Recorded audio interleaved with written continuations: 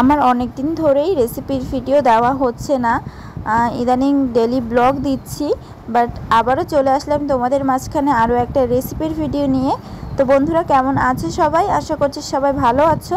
তোমাদের ভালোবাসাতে আমিও ভালো আছি। মিষ্টি অফিসিয়াল চ্যানেলের সবাইকে ওয়েলকাম জানিয়ে শুরু করছি আজকের রেসিপি। আজকে আমি তোমাদের সাথে শেয়ার করতে চলেছি চিকেন পোলাও রেসিপি। এটা ঠিক কতটা জল লাগবে সব কিছু পরিমাণ মতো দিয়ে আজকের এই ভিডিওটা তোমাদের কাছে নিয়ে চলে এসেছি। তো পুরো ভিডিওটা দেখতে থাকো, আশা করছি সবার ভালো লাগবে। খুবই কিন্তু কম সময় তোমরা এটা বাড়িতে বসে বানিয়ে নিতে পারবে। তো চলো রেসিপি শুরু করা যাক। চিকেন পোলাও রেসিপিটা করার জন্য আমি এখানে সবার প্রথমে কড়াইতে সর্ষের তেল দিয়ে নিচ্ছি। আমি সর্ষের তেল দিচ্ছি, তোমরা চাইলে কিন্তু সাদা তেলেও রেসিপিটা করতে পারো, না হলে সাদা তেল আর ঘি দিয়েও কিন্তু রেসিপিটা করে নিতে পারো। তেলটা কিন্তু আমাদের গরম হয়ে গেছে। এরপরে আমি কিছু গোটা মশলা দিয়ে দেব। এখানে দুটো দারচিনি নিয়েছি, একটা তেজপাতা নিয়েছি, 4টে লবঙ্গ, 4টে এলাচ, আর নিয়েছি একটা শুকনো লঙ্কা, যেটা আমি ভেজে 2 টুকরো করে নিয়েছি। আর এই মশলাটাকে 1 সেকেন্ডের মতো তেলে একটু নাড়াচাড়া করে নেব। আমাদের গোটা ফোড়নটা ভাজা হয়ে গেছে। এরপরে আমি এখানে দিয়ে দিচ্ছি পেঁয়াজ কুচি। এখানে আমি 2টো মিডিয়াম সাইজের পেঁয়াজ কুচি করে নিয়েছি, আর এটাকে খুব ভালো করে একবার ভেজে নেব। আমাদের পেঁয়াজটা কিন্তু গোল্ডেন ব্রাউন করে ভাজা হয়ে গেছে। এরপরে আমি দিয়ে দেব এখানে 1 চামচ মতো আদা, রসুন আর কাঁচা লঙ্কা বাটা। এটা দিয়েও কিন্তু খুব ভালো করে নাড়াচাড়া করে নেব, যাতে আদা রসুনের যে কাঁচা গন্ধটা থাকে সেটা চলে যায়।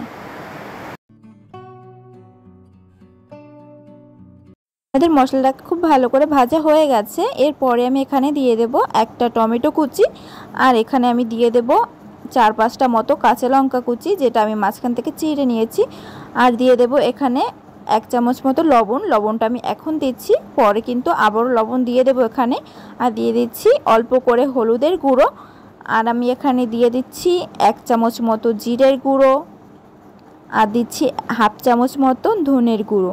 আর এখানে দেব অল্প করে কাশ্মীরি লঙ্কার গুঁড়ো। এটা সম্পূর্ণ অপশনাল, তোমরা এটা শুধু কালারের জন্য, তোমরা চাইলে নাও দিতে পারো। আর অল্প কিছুটা এখানে জল দিয়ে এটাকে সবগুলো ভালো করে কষিয়ে নেব।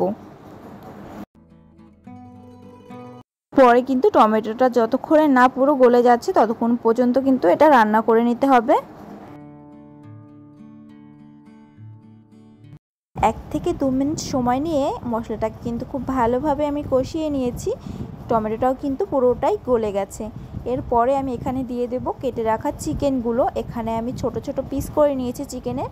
তোমরা চাইলে হাড্ডি সহ চিকেনও ব্যবহার করতে পারো, না হলে কিন্তু এরকম বোনলেস চিকেন দিয়েও তোমরা পোলাওটা তৈরি করতে পারো। এখন চিকেনটার সাথে মশলাটা কিন্তু খুব ভালোভাবে আমাদের একটুখানি নাড়াচাড়া করে নিতে হবে।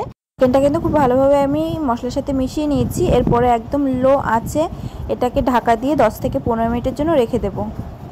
15 মিনিট পর আমি ঢাকনাটা সরিয়ে নিচ্ছি। চিকেন থেকে কিন্তু অনেকটাই জল ছাড়তে শুরু করে দিয়েছে। এরপরে কিন্তু আমি চিকেনটাকে আরও একবার নাড়াচাড়া করে নিচ্ছি।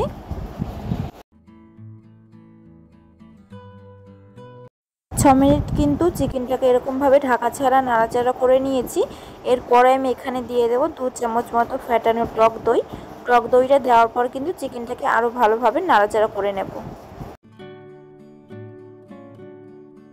টক দইটা দিয়ে নাড়াচাড়া করে নিয়ে এবার কিন্তু গ্যাসের ফ্লেমটাকে একদম লোতে করে আরও 10 মিনিটের মতো চিকেনটাকে রান্না করব।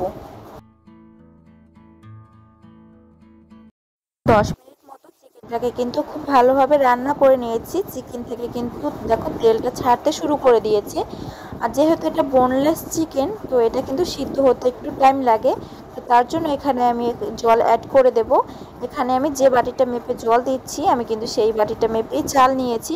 তো এখানে আমি 3 বাটি মতো জল দিয়ে দিচ্ছি, আর এই বাটিটি 1.5 বাটি মতো আমি এখানে চাল নিয়েছি। জলটা দিয়ে কিন্তু খুব ভালোভাবে আরও একবার মিশিয়ে নেব।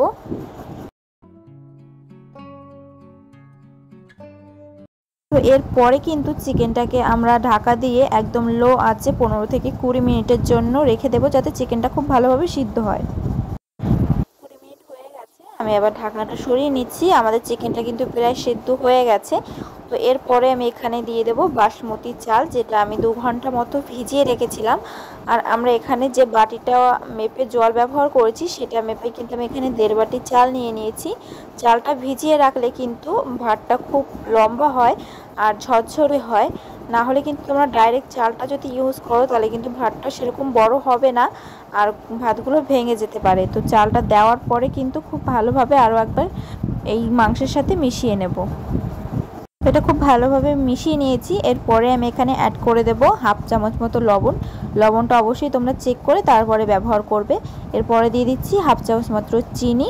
চিনিটা দিয়ে কিন্তু খুব ভালোভাবে এটা আরও একবার আমরা নাড়াচাড়া করে নেব। আর তারপরে কিন্তু একদম লো আছে 10 মিনিটের জন্য এটা ঢেকে রান্না করে নেব। 10 মিনিট পর আমি ঢাকনাটা সরিয়ে নিচ্ছি। এরপরে কিন্তু আলতো হাতে নিচের ভাতগুলোকে উপরের দিকে আর উপরের ভাতগুলোকে নিচের দিকে এভাবে নাড়াচাড়া করে নিতে হবে।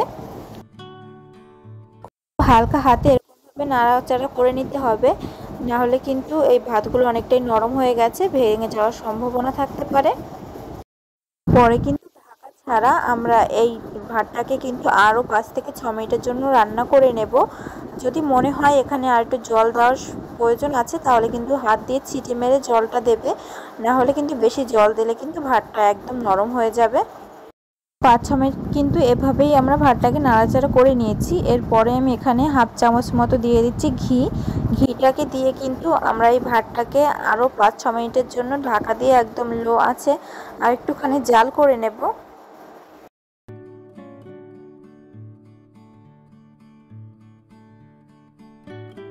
5 মিনিট পর আমি ঢাকনাটা সরিয়ে নিচ্ছি। আমাদের চিকেন পোলাও কিন্তু একদম রেডি হয়ে গেছে। গরম গরম কিন্তু তোমরা এটা সার্ভ করতে পারো। এটা কিন্তু গরম গরম খেতে খুবই ভালো লাগে। তোমরা বাড়িতে একবার হলেও কিন্তু ট্রাই করতে পারো। আজকের ভিডিওটা কেমন লাগলো কমেন্ট করে জানাতে কেউ ভুলো না। যারা যারা এখনো পর্যন্ত চ্যানেলটাকে সাবস্ক্রাইব করোনি অবশ্যই চ্যানেলটাকে সাবস্ক্রাইব করে পাশে থাকা বেল আইকনে ক্লিক করে অল অপশন অন করে দিও, যাতে আমি যে কোনো রেসিপির ভিডিও আপলোড করব সবার আগে তোমাদের কাছে পৌঁছে যাবে। তো আজকের ভিডিওটা এখানেই শেষ করছি। ফিরে আসবো নতুন দিনে নতুন আরও একটা দুর্দান্ত রেসিপির ভিডিও নিয়ে। ততক্ষণ সবাই ভালো থেকো, সুস্থ থেকো। সবাইকে টাটা।